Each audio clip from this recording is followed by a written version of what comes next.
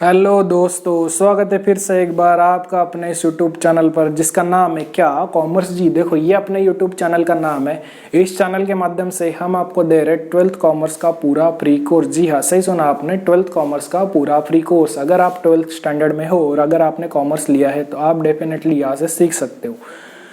देखो हमने 7 lecture already upload कर दिया अपने इस यूट्यूब चैनल पर। ये इसका 8वां लेक्चर है। अगर वो आपने पहले नहीं देखे तो पहले वो जाकर देख लो ताकि आपके कॉन्सेप्ट मजबूत हो जाए और ये क्या चल रहा है ये समझे आपको। अगर आप यही से डायरेक्ट देखोगे तो क्या पता आपके कॉन्सेप्ट क्लियर ना हो, आपको ना समझे, सर के ऊपर से जाए। तो मेरा सजेशन ये रहेगा कि पहले वो जाकर देख लो। उन 7 वीडियो के लिंक मैं इस वीडियो के डिस्क्रिप्शन बॉक्स में दे दूंगा और बुक का भी लिंक इस वीडियो के डिस्क्रिप्शन बॉक्स में है। ये इस वीडियो का 8वां लेक्चर है। तो देखो आज हम क्या सीखेंगे सर, हम लोग सीखेंगे आज बैलेंस शीट। सर ये बैलेंस शीट क्या होता है? सुना सुना लग रहा है, 11th स्टैंडर्ड में सुना तो था बैलेंस शीट दोनों साइड सेम आनी चाहिए। पर सर हमारी तो आई नहीं आज तक। कैसे सर, क्या इस बार आएगी क्या हमारी टोटल दोनों इक्वल आएगी? भरोसा रखना, थोड़ा जरूर आएगी। हम लोग एकदम अच्छे से सिखाएंगे आपको, ठीक है। देखो हमने सीखा था क्या, हमने ट्रेडिंग अकाउंट देख लिया था, प्रॉफिट एंड लॉस अकाउंट देख लिया था, हमने पार्टनर्स कैपिटल और करंट अकाउंट देख लिए। आज हम देख रहे हैं क्या, बैलेंस शीट। हम लोग ट्रेडिंग अकाउंट में लिखते थे, क्या लिखते थे सर? हम लोग लिखते थे trading account for the year ended, उसकी हेडिंग रहती थी ना, और डॉट डॉट करते थे। एक तारीख छोड़ दी हमने, वो तारीख आपको क्वेश्चन में दी जाएगी। कैसे लिखने हो बाद में बताऊंगा आपको, जब हम लोग क्वेश्चन स्टार्ट करेंगे तब। प्रॉफिट एंड लॉस में भी ये लिखते थे, profit and loss account for the year ended. हाँ सर, तो बैलेंस शीट में ऐसा क्यों नहीं लिख रहे sir, balance sheet for the year ended? यहाँ पर बैलेंस शीट एज ऑन क्यों लिखा? देखो एक ऑब्जेक्ट इससे भी बनता है क्या,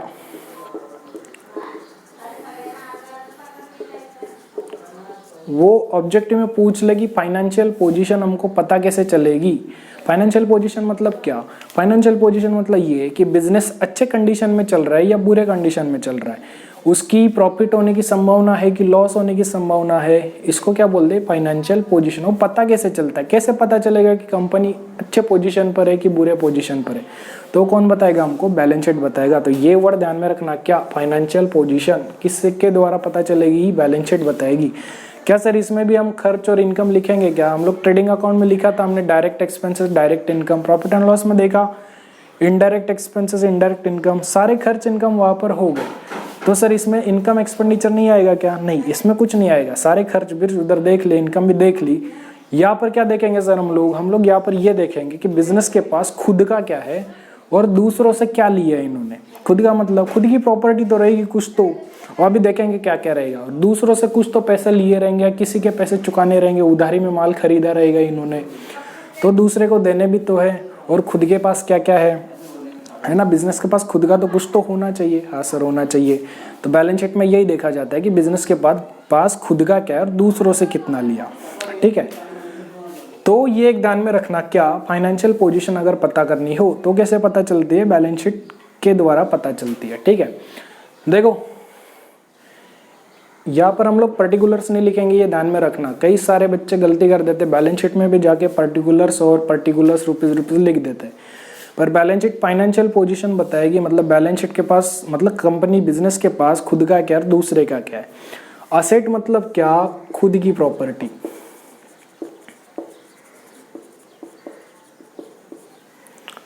बिजनेस का खुद का क्या है उसको क्या बोलेंगे? असेट्स बोलेंगे। और इसने दूसरों से क्या क्या लिया, मतलब ये रिस्पॉन्सिबिलिटी है।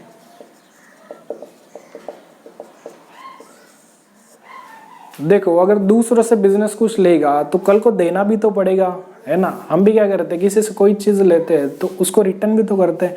वैसे बिजनेस का रहता है, खुद का क्या खुद ही को रिटर्न करेगा क्या? नहीं करेगा सर। जो दूसरों से लेगा उसी को रिटर्न करेगा, वो उसको क्या बोलेंगे? लायबिलिटी। पहले हम लोग ये देख लेते हैं कि बिजनेस के पास खुद का क्या क्या होता है, ठीक है। अब आपको करना क्या, देखो जैसे मैंने बोला था ट्रेडिंग अकाउंट आपने एक दीवार पर चिपका दिया, प्रॉफिट एंड लॉस अकाउंट दूसरे दीवार पे चिपका दिया, फिर पार्टनर्स कैपिटल करंट अकाउंट तीसरे दीवार पे चिपका दिया। 4 दीवारें होती, चौथी दीवार अभी भी खाली रहेगी आपके पास, उस पर क्या करना, बैलेंस शीट के ये आइटम्स लिखकर चिपका देना। हमको ये रट्टा नहीं मारने का है कि ये रट लिया, नहीं, ये क्वेश्चन में दिए रहेंगे आपको ये जो आइटम लिखे हैं ना, ये क्वेश्चन में रहेंगे। आपको क्या करना है, जैसे 4 फॉर्मेट हो गए, trading account, profit and loss, partners capital, current और बैलेंस शीट, ये दिए रहेंगे। तो हमको बस इतना बताना है कि ये कौन से फॉर्मेट में लिखा जाएगा। जैसे वो बोल रहे वेजेस, वेजेस किस फॉर्मेट में लिखते हैं सर, ये पहले दिन बताया था आपने, ट्रेडिंग अकाउंट में लिखते हैं। फिर बोल दे कि सैलरी, सैलरी किस में लिखते हैं सर, प्रॉफिट एंड लॉस में। अगर वो बोल दे कि ये मोटर वैन, तो ये याद आना चाहिए कि ये लिखते किस में। हमको ये रटना नहीं है कि इसमें ये आएगा, हमको बस इतना दिमाग में फिट करना है कि ये किस में आएगा। अगर आप ये चिपका दोगे ना दीवार पे, रोज जाके देख लोगे और उन दीवारों का नाम दे देना आज से, इस दीवार का नाम ट्रेडिंग अकाउंट, इस दीवार का नाम प्रॉफिट एंड लॉस, उस दीवार का नाम पार्टनर्स कैपिटल या करंट अकाउंट, इस दीवार का नाम क्या है, बैलेंस शीट। तो कैसे आप देखोगे तो आपको फटक दे आ जाएगा याद कि हाँ मैंने वो उस दीवार पे देखा था। तो ये क्लिक हो जाएगा जल्दी से। ये याद करने का अच्छा तरीका होता है, ठीक है। रटोगे तो भूल जाओगे और रटोगे तो कंफ्यूजन भी होता है, पर ये तरीका अच्छा रहेगा। आपको रटना नहीं पड़ेगा और दिमाग में भी कब ये फिट हो जाएगा आपको पता भी नहीं चलेगा। जब हम सम सॉल्व करेंगे तो आपको लगेगा सर बढ़िया तरीका था, याद तो आ रहा है, ठीक है। तो थोड़ा भरोसा रखना। अब देखो, अब हम लोग देखते हैं क्या प्रॉपर्टी मतलब क्या, बिजनेस का खुद का क्या क्या है। तो बिजनेस का खुद का क्या, सबसे पहले तो बिजनेस का खुद का नाम होगा मार्केट में। हाँ सर होगा, जैसे आपने सुना होगा पैराशूट कंपनी का नाम है अच्छा मार्केट में। हाँ सर, पैराशूट कंपनी मतलब भरोसा कर सकते हैं हम लोग, अच्छा तेल है। हाँ सर, जैसे डेटॉल साबुन है, हम लोग भरोसा करते हैं ना डेटॉल साबुन पे कि साबुन अच्छा है। हाँ सर है। तो गुडविल का मतलब क्या, मार्केट में जो नाम है कंपनी का या बिजनेस का जो नाम है उसकी कुछ तो कीमत रहेगी। ये कीमत कैसे निकलती है ये आगे आप लोग पढ़ोगे जाके, जब आप अगले स्टैंडर्ड में जाओगे तो आप ये पढ़ेंगे अच्छे से कि गुडविल जो होता है, जो मार्केट में नाम होता है कंपनी या बिजनेस का, वो फाइंड कैसे होता है, उसकी कीमत पता चलती कैसे। क्योंकि मार्केट तो बहुत बड़ा है सर, तो कीमत निकालना मुश्किल होगा थोड़ा, तो आगे चल के सीखेंगे। अब तो बस बेसिक जान लो। गुडविल का मतलब क्या, बिजनेस का खुद का नाम मार्केट में है तो उसकी कुछ तो कीमत होगी, तो उसको बोलते हैं गुडविल। ये खुद का हो गया। फिर क्या बिजनेस की खुद की जमीन हो सकती है क्या, हो सकती है सर। क्या बिजनेस की खुद की बिल्डिंग हो सकती है, हो सकती है सर। क्या बिजनेस की खुद की प्लांट एंड मशीनरी हो सकती है। प्लांट का मतलब क्या, प्लांट भी एक तरह की मशीन ही होती है जो प्रोडक्शन करती है। जैसे मैंने बताया था, तेल निकालोगे तो मिक्सर में तो पीसोगे नहीं, क्योंकि बेच रहे हो आप, घर के लिए यूज तो नहीं कर रहे, तो बड़ी बड़ी मशीन्स लगेंगी। उनको कभी कभी प्लांट भी बोल देते हैं हम लोग, तो इसलिए ये दोनों साथ में यूज होते हैं। क्या, प्लांट एंड मशीनरी। तो मशीन खुद ही रहेगी, बिजनेस की रहेगी सर, हो सकता है। क्या बिजनेस का खुद का फर्नीचर हो सकता है, हो सकता है सर। क्या बिजनेस की खुद की डिलीवरी वैन या मोटर वैन मतलब गाड़ी, उनको लगे कि दूसरे से मतलब बोलने में अरे आ जाए डिलीवर कर दे, वो बहाने बनाएगा ड्राइवर, तो इससे अच्छा क्या कर लेंगे लोग, खुद की गाड़ी खरीद लेंगे, कोई झंझट ही नहीं, भाड़ा बीड़ा भरने की जरूरत नहीं, बस पेट्रोल का खर्चा होगा। तो क्या खुद खरीद सकते कि नहीं खरीद सकते, खरीद सकते सर, खुद की हो सकते हैं डिलीवरी वैन, या उसी को क्या बोलेंगे, मोटर वैन बोलेंगे। फिर क्या, इक्विपमेंट। देखो इक्विपमेंट मतलब क्या, अगर मैं बोलूं कि इन चारों को मिलके एक वर्ड में बोलो कि क्या बोलेंगे इसको, तो क्या बोलेंगे उसको, इक्विपमेंट। इक्विपमेंट मतलब क्या, सब आ गया उसमें ये। तो देखो जैसे मैंने बताया था, जो प्रॉफिट एंड लॉस सिखाया था, तो मैं आपको बोला था कि जब मैं बैलेंस शीट सिखाऊंगा तो आपको बताऊंगा फिक्स असेट्स क्या होते हैं। फिक्स असेट का मतलब क्या कि अगर आपने वो एक बार खरीद लिया तो आपको 2-4-3-4 साल देखने की जरूरत नहीं, मतलब जो 1 साल से ज्यादा चलता है उसको क्या बोलते हैं, फिक्स असेट। जैसे देखो ये जो लैंड थी, जमीन थी, क्या एक बार ले ली तो क्या हर साल खरीदेंगे क्या, वो क्या जमीन खराब होती है क्या, कभी नहीं होती सर, जमीन तो वैसे ही रहती है, 1 साल से ज्यादा चलती है। फिर बिल्डिंग क्या एक बार बना ली तो क्या हर साल बनाएंगे, नहीं सर, एक बार बना ली 10 साल 12 साल आराम से चलेगी वो। फिर मशीन एक बार ले ली, बड़ी बड़ी मशीनें रहती है, एक बार ले ली तो 10 साल आराम से निकाल देते, 5-10 साल, मतलब 1 साल से ज्यादा चलती है। जैसे डिलीवरी या मोटर वैन, कोई गाड़ी ले ली तो क्या 1 साल में खराब हो जाती है क्या सर, नहीं सर, आराम से 2-4 साल चल सकते हैं, अच्छा क्वालिटी के लिए।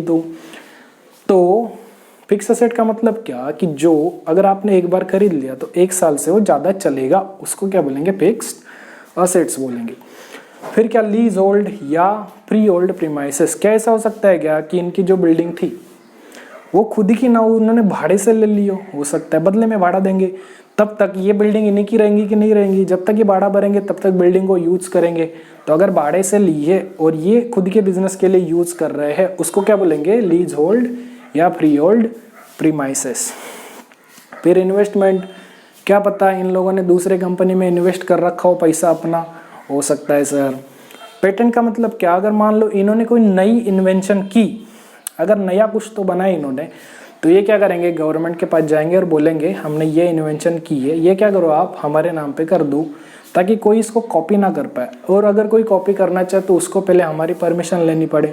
तो क्या फ्री में परमिशन देंगे? क्या नहीं देंगे सर, कुछ तो पैसे डिमांड करेंगे। हाँ सर करेंगे, तो उसकी कुछ तो कीमत होगी तो उसको क्या बोलेंगे, पेटेंट्स। मतलब नया इन्वेंशन किया तो उसका कुछ तो कीमत रहेगा, उसको बोलेंगे क्या, पेटेंट्स। फिर कॉपीराइट मतलब देखो, जैसे अगर मान लो ये पार्टनर सोचा कि हम लोग यार तेल का बिजनेस नहीं करते, हम लोग क्या करेंगे, पिक्चर बनाएंगे, मूवीज बनाएंगे हम लोग।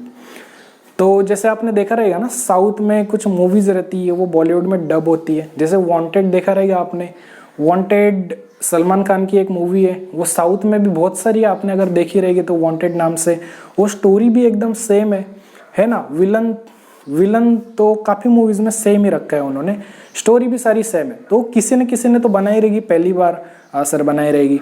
उसको अगर कॉपी करना चाहो, अगर मान लो मैं कल को वांटेड बनाता हूँ, उसमें मैं एक्टिंग करूंगा, मैं हीरो रहूंगा, मान लो ऐसे ही, तो क्या मैं कॉपी कर सकता हूँ? क्या नहीं कर सकता। अगर उनको पता चला तो केस कर देंगे। तो क्या करना पड़ेगा, पहले उनसे परमिशन लेना पड़ेगा।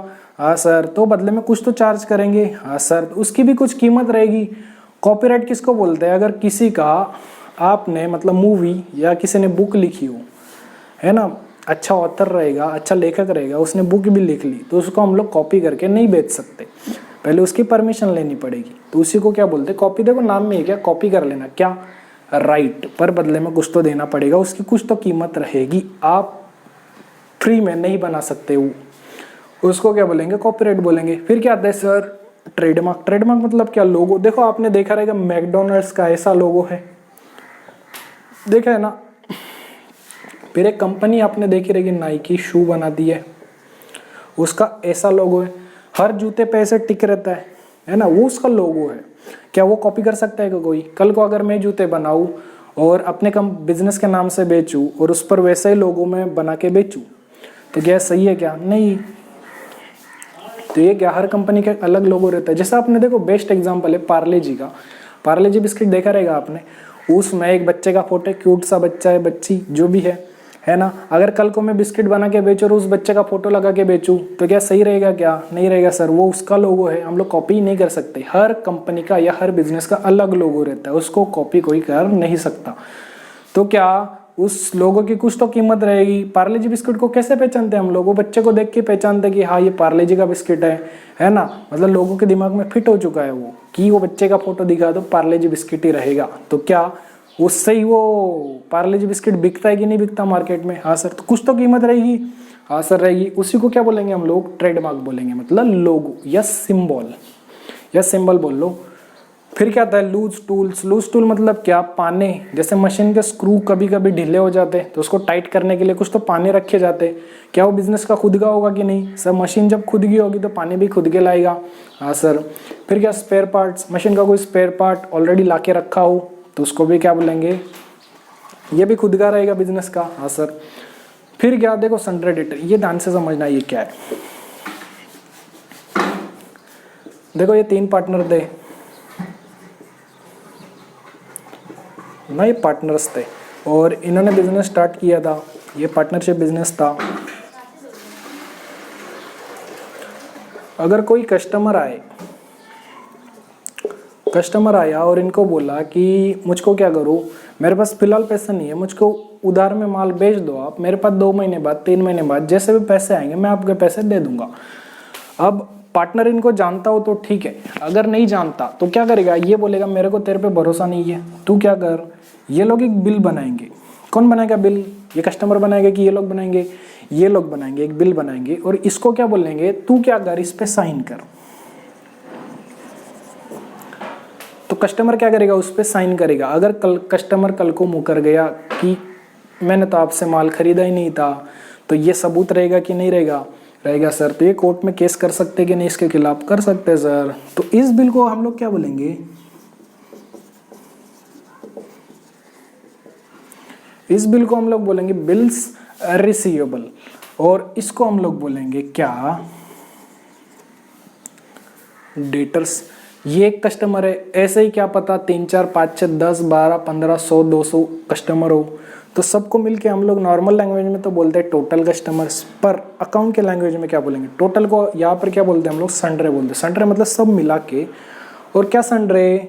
डेटर, जिन जिन ने उधारी में माल खरीदा है, कल को उनसे हमको पैसे लेने हैं तो वो भी हमारे प्रॉपर्टी में आएंगे। तो ये भी, ये आदमी क्या इसका हो गया कि नहीं?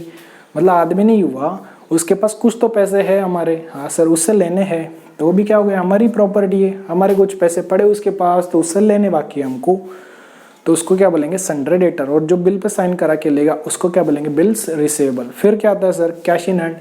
बिजनेस के गले में जो पैसे पड़ेंगे क्या वो बिजनेस का होगा? खुद का? हाँ सर होगा। कैश एट बैंक, क्या बिजनेस का बैंक में पैसा पड़ा है वो बिजनेस का खुद का होगा क्या? होगा सर। फिर क्या? Insurance claim.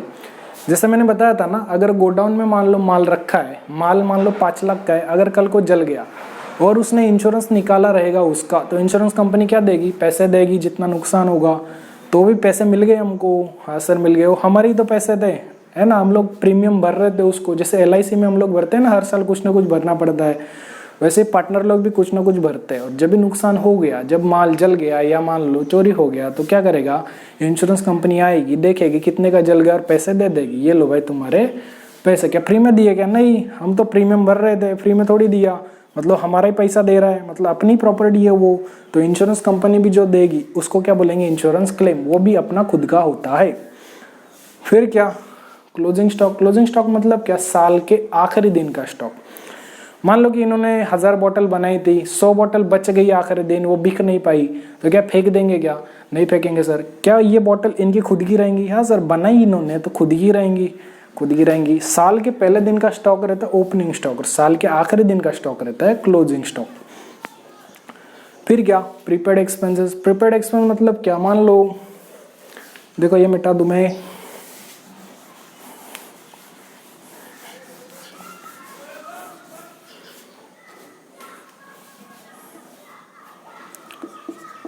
मान लो ये लोग रेंट भर रहे थे, महीने का 1000 रुपये भर रहा था। हाँ सर, महीने के 1000 रुपये भर रहे थे, साल के कितने भरेगा ये? सर साल के 12,000 भरेगा, है ना। एक साल में 12 महीने होते हैं, एक महीने का 1000 तो 12 महीने का 12,000 हो गया। अब मान लो ये पार्टनर के मन में आया, यार हर साल का देने के झंझट से अच्छा है एक ही बार इसको 2 साल का दे दे। तो क्या हो सकता है क्या इसको 2 साल का दे दे? तो इसको कितना देगा ये देगा 24,000। किसको? इस मकान मालिक को दे देगा। अब क्या, देखो एक बात ध्यान में रखना, हम जो अकाउंट बनाते हैं ना, जैसे मैंने बोला था आपको, फाइनेंशियल ईयर 1 अप्रैल से शुरू होता है, 31 मार्च को ख़त्म होता है, मतलब 1 साल का पीरियड रहता है। ये जो हम अकाउंटिंग बनाते हैं ये 1 साल के लिए बनता है।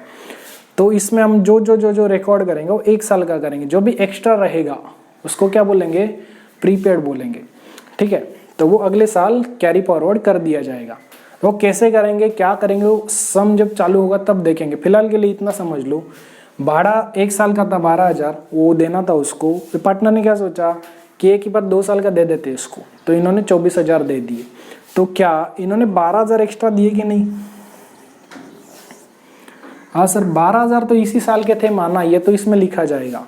पर क्या 12 साल अगले साल के दिए क्या नहीं इन्होंने? हाँ सर, अगले साल के एक्स्ट्रा दे दिए, मतलब एडवांस में ही दे दिया उसको। उसी को क्या बोलेंगे? Prepaid expenses. क्या ये पैसे अपने ही है क्या? हाँ सर अपने ही, जब तक साल दूसरा खत्म नहीं होगा तब तक ये अपने ही पैसे रहेंगे। मान लो बीच में वो जो रूम लिया था, बिल्डिंग ली थी, वो खाली कर दी, तो पैसे वो रिटर्न कर देगा इनको। हाँ सर कर देगा। तो ये प्रॉपर्टी किसकी है? तब तक इन्हीं लोगों की है ना। तो ये भी किस में आएगा? ये खुद का रहेगा, प्रीपेड एक्सपेंसेस। फिर क्या आएगा? Outstanding income. आउटस्टैंडिंग इनकम मतलब क्या? जैसे देखो इन्होंने इन्वेस्ट किया था, है ना, इन्वेस्ट किया था इन्होंने। अब मान लो एक एग्जांपल ले लूँ मैं, इन्वेस्ट किया था इन्होंने बैंक में क्या करा, ये लोग गए और इन्होंने FD करा ली, ठीक है। FD करा ली कितने हज़ार की? मान लो 1 लाख की FD करा ली, और बैंक इनको इंटरेस्ट दे रहा है 10% का।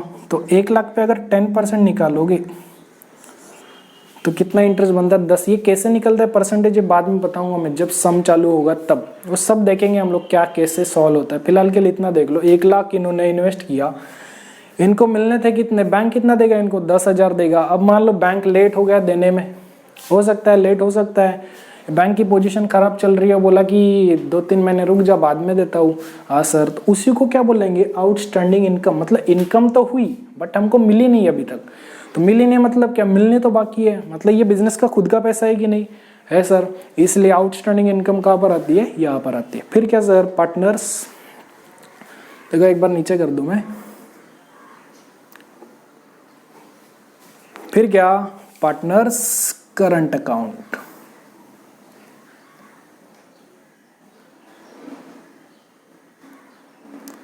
ठीक है, एक बार देख लो, आउटस्टैंडिंग इनकम हो गई, पार्टनर्स करंट अकाउंट, और फिर आगे का देखते हैं हम लोग। ठीक है, नीचे चला गया, वो बाद में करता हूँ मैं, वीडियो के एंडिंग में कर दूंगा, नहीं तो लो देख लो, स्क्रीनशॉट निकाल लो इसका, फटाक दे, वीडियो पॉज कर लो, निकाल लिया, चलो आगे चलते हैं।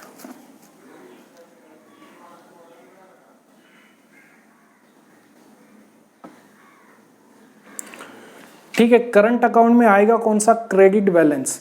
क्रेडिट बैलेंस मतलब क्या सर, देखो एक बार बता ही दो आपको,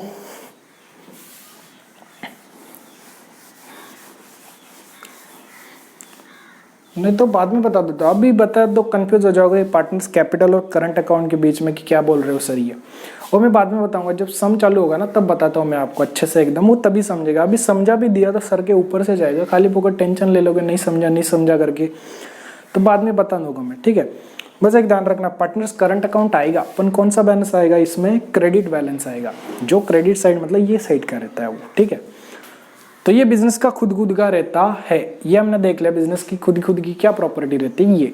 अब हम देखते हैं बिजनेस दूसरों को क्या क्या देगा।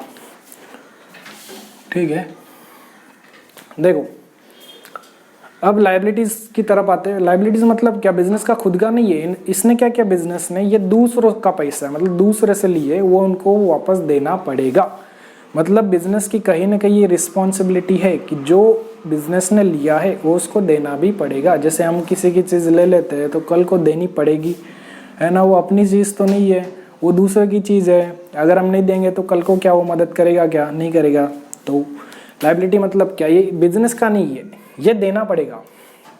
सबसे पहले क्या देना पड़ेगा, पार्टनर्स ने पैसे लगाए थे अपने, सर लगाए थे, तो बिजनेस क्या पार्टनर को उनका पैसा देगा कि नहीं वापस।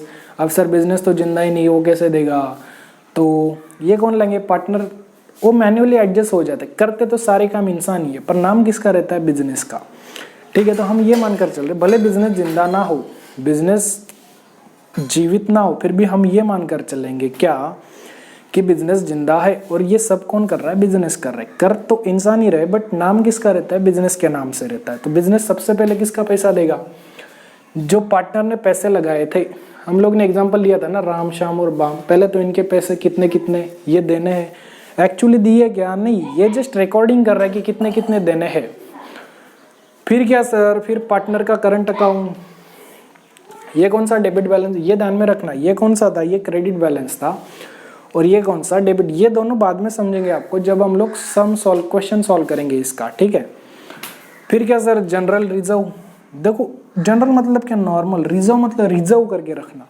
अब मान लो कल को प्रॉफिट हो गया तो क्या सारा प्रॉफिट बांट लेंगे क्या, ये कि ये लोग ऐसा सोचेंगे यार प्रॉफिट तो हुआ है, हम क्या करते हैं थोड़ा पैसा रख लेते और थोड़ा प्रॉफिट बांट लेते हैं, ताकि कल को अगर कुछ इमरजेंसी हो जाए तो वो पैसे काम आ जाए। हम लोग भी तो ऐसे ही करते हैं ना, हमको अगर कोई पैसे दे दे तो क्या हम सारे खर्च कर देते क्या, नहीं सर, कुछ तो सेव करके रखते, क्या पता फ्यूचर में काम आ जाए।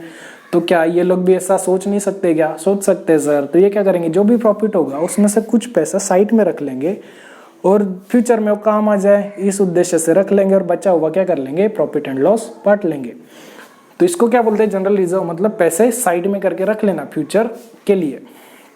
फिर क्या, प्रॉफिट एंड लॉस, ये जो पिछले साल का प्रॉफिट हुआ रहेगा वो उसको क्या बोलते हैं, प्रॉफिट एंड लॉस। क्या पता पिछले साल का जो प्रॉफिट हुआ इन्होंने ना बांटा हो, बोले कि रहने दे यार, बिजनेस में रहने दे, ठीक है, वो जब चाहे हम लोग बांट लेंगे, वो जनरल रिजर्व से अलग रहेगा। रिजर्व मतलब क्या, वो साइड में ही रख लेंगे, उसको बांटेंगे नहीं वो लोग। और प्रॉफिट एंड लॉस मतलब वो प्रॉफिट एंड लॉस के रूप में ही रहेगा, पार्टनर आपस में बात कर लेंगे कि जब हमको चाहिएगा तब बांट लेंगे, नहीं तो पड़ा रहेगा बिजनेस में।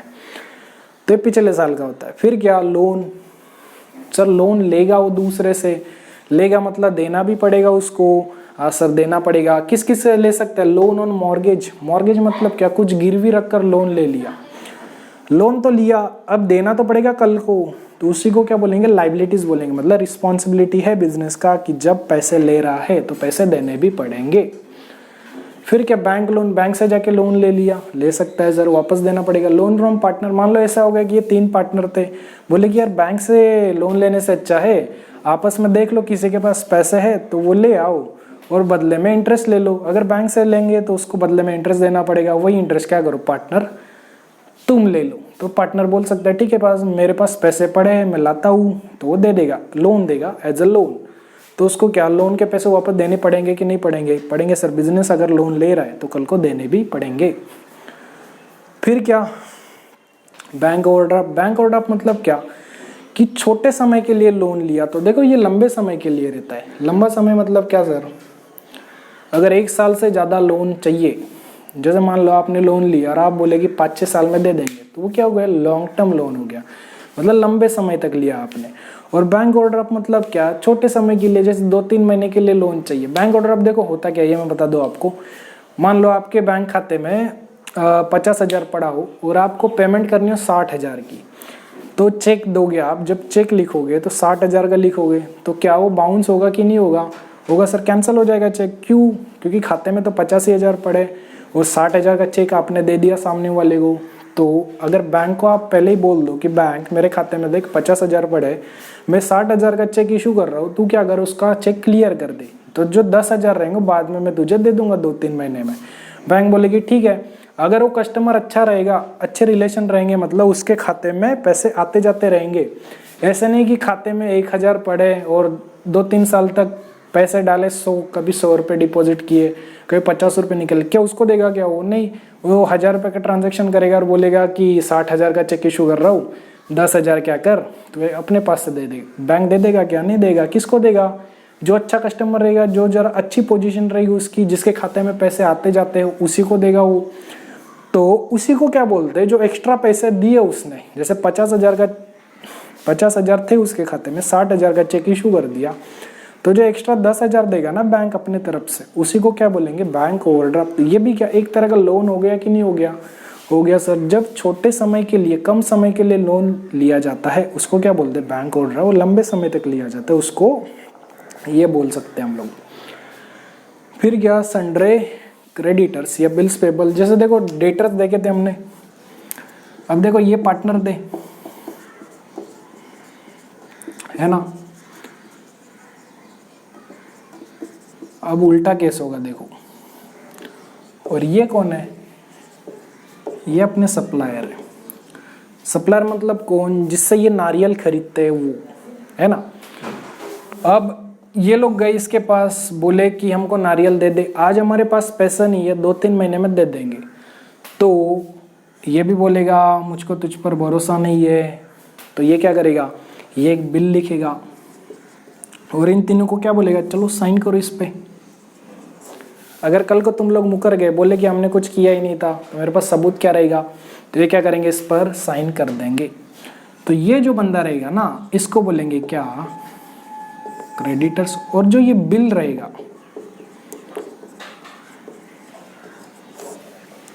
इसको बोलेंगे बिल्स पेबल। पहले केस में हमने क्या देखा था? जो कस्टमर था वो इनसे बोल रहा था कि मुझको उधार में दे दो, तो इनको भरोसा नहीं था, तो इन्होंने बिल साइन करके ले लिया।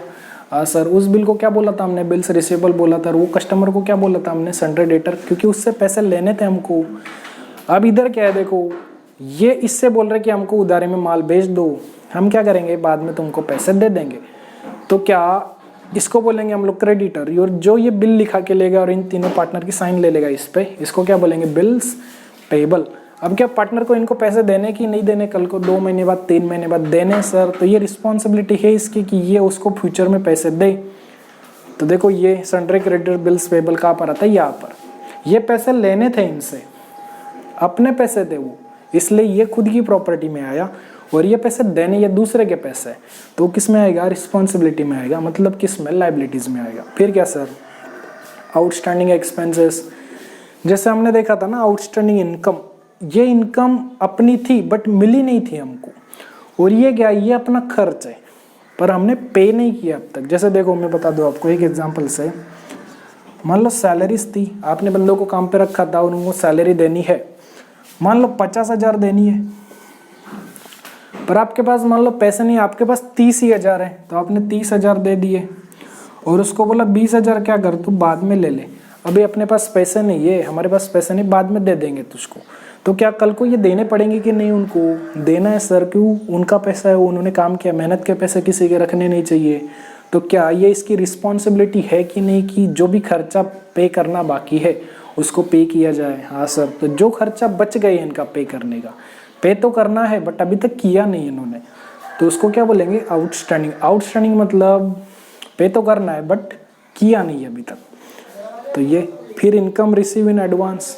अब जैसे देखो इनको अगर इनकम मिलनी थी तो ये इनका खुद का पैसा था, अगर मान लो इनको किसी ने एडवांस दे दिया तो क्या सर वो रखे रहने पड़ेंगे? रखे रखने पड़ेंगे मतलब क्या? वो हम ऐसे बोल सकते हैं क्या कि तूने मुझको कल एडवांस दिया था, ये तो खत्म हो गया, तू क्या कर और दे दे, वो 2 चमट मार के जाएगा कि नहीं मारेगा? मारेगा सर। तो पैसा संभाल के रखना ये भी रिस्पॉन्सिबिलिटी है कि नहीं पार्टनर्स की? सामने वाला आप पर भरोसा करके पैसे दे रहा है तो आपकी ये जवाबदारी है, आपकी ये रिस्पॉन्सिबिलिटी है, जिम्मेदारी है कि आप क्या करो, पैसे संभाल के रखो। फिर क्या? Provision for tax. Provision for tax मतलब क्या सर? आपको भविष्य में अगर प्रॉफिट हुआ तो गवर्नमेंट को टैक्स देना पड़ेगा। देना पड़ेगा सर। तो क्या कर सकते हो आप? एक तो आखिर में दे दो, या क्या करो जैसे हम लोग नहीं करते क्या, हम लोग 100 रुपये साइड में गुल्लक में जमा करके रखते, सेव करके रखते। अगर भविष्य में हम सोच लेते कि हमको ये काम करना है तो हम जमा करने लगते आज से ही। क्यों? क्योंकि तब पता नहीं पैसे हो ना हो, इसलिए ये क्या करते हैं, कल को देखो इनको टैक्स तो भरना है गवर्नमेंट को, तो क्या पता कल इनके पास पैसे हो ना हो, या खर्च कर ले, पार्टनर्स आपस में बांट ले, या क्या पता कुछ काम आ जाए इनको, तो ये क्या करेंगे, पहले से ही थोड़ा थोड़ा पैसा साइड में करते रहेंगे ताकि जब टैक्स भरने की बारी आए तो ज़्यादा लोड ना पड़े इन पर। तो प्रोविजन करना मतलब क्या? पैसे पहले से जमा करके रखना ताकि भविष्य में ये लोग पे कर सके। ठीक है, तो ये थी क्या रिस्पॉन्सिबिलिटी इनकी। इनके पैसे बिजनेस को देने होते हैं और ये जो होता है ये बिजनेस का खुद का होता है। ठीक है, आई होप आपको ये लेक्चर समझा रहेगा। आप क्या करना है, ये लिख कर दीवार पे चिपका देना और रोज देखते रहना, रटना नहीं है अपने को। इसमें एडजस्टमेंट क्या ऐड करना है, क्या लेस करना है, वो जब हम लोग कल अभी ये देखेंगे कि एडजस्टमेंट कैसे करते हैं, एडिशनल इन्फॉर्मेशन कैसे एडजस्ट करते हैं उसको। और फिर जब सम चालू होगा ना अपना क्वेश्चन हम जब करेंगे तो आपके कॉन्सेप्ट एकदम अच्छे से क्लियर होंगे कि हम क्या कर रहे, आपका बैलेंस शीट टैली होगा, ये मैं गारंटी के साथ आपको कह सकता हूँ। बस जैसे जैसे मैं कहूँ वैसे वैसे करते रहना। ठीक है, तो ये था आज का लेक्चर। मिलता है आपसे अगले लेक्चर में। अगले लेक्चर में हम लोग देखेंगे एडजस्टमेंट क्या है। वीडियो अच्छा लगे तो लाइक कर देना, अपने दोस्तों के साथ भी शेयर कर देना, दोस्तों को भी बताना कि ऐसा ऐसा चैनल निकला है जो 12th कॉमर्स का पूरा फ्री कोर्स दे रहा है, ताकि उनका भी फायदा हो सके, है ना। अगर आप दूसरों का भला करोगे तो ऊपर वाला आपका भला करेगा। तो ऐसे दोस्तों तक पहुंचाना जिनके पास मतलब जो पढ़ना तो चाहते हैं पर पैसा नहीं उनके पास, तो ये एकदम फ्री में रहेगा। ठीक है, आपसे कोई चार्जेस नहीं लिया जाएगा। दोस्तों के साथ शेयर करना, लाइक कर देना, अगर सब्सक्राइब नहीं किया तो कर लेना ताकि कोई अगला वीडियो डालूँ तो नोटिफिकेशन आपको मिल जाए जल्दी से। ठीक है, मिलते हैं अगले लेक्चर में। तब तक के लिए खुश रहिए, पढ़ते रहिए, हंसते रहिए। जय हिंद, जय भारत।